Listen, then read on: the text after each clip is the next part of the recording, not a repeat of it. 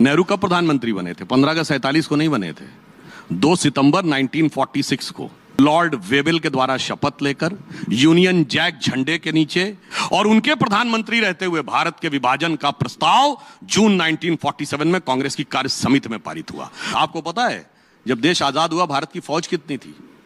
भारत की फौज 25 लाख की थी, वो 2-3 लाख की हो गई।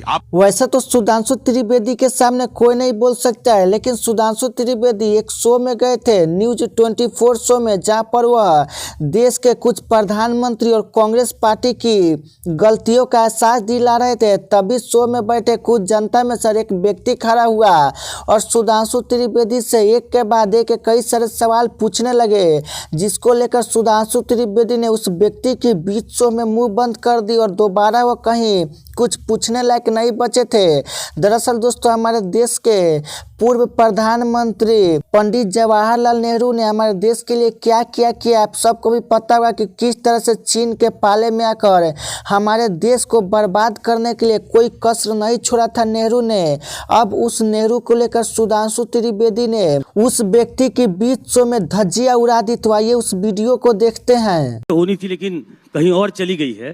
तो पहला सवाल तो सुधांशु जी कि गांधी जी की चॉइस थे, आपने किताबों का जिक्र कर दिया कि उद्धृत है उसमें जवाहरलाल नेहरू।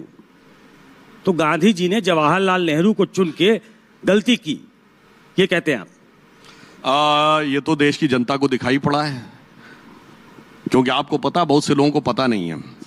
नेहरू कब प्रधानमंत्री बने थे? 15 अगस्त 1947 को नहीं बने थे, 2 सितंबर 1946 को बने थे under cabinet mission plan, Lord Wavell के द्वारा शपथ लेकर यूनियन जैक झंडे के नीचे क्वीन की निष्ठा के नाम की शपथ लेकर अंतरिम सरकार के प्रधानमंत्री बने थे और उनके प्रधानमंत्री रहते हुए भारत के विभाजन का प्रस्ताव जून 1947 में कांग्रेस की कार्य समिति में पारित हुआ।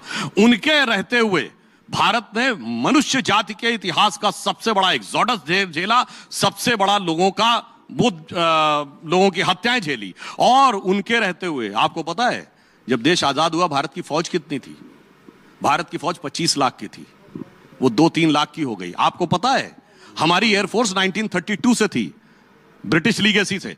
चाइना की एयरफोर्स ही नहीं थी 47 में, 49 में एयरफोर्स बनी, उसके बाद हम 62 में चीन से हार गए।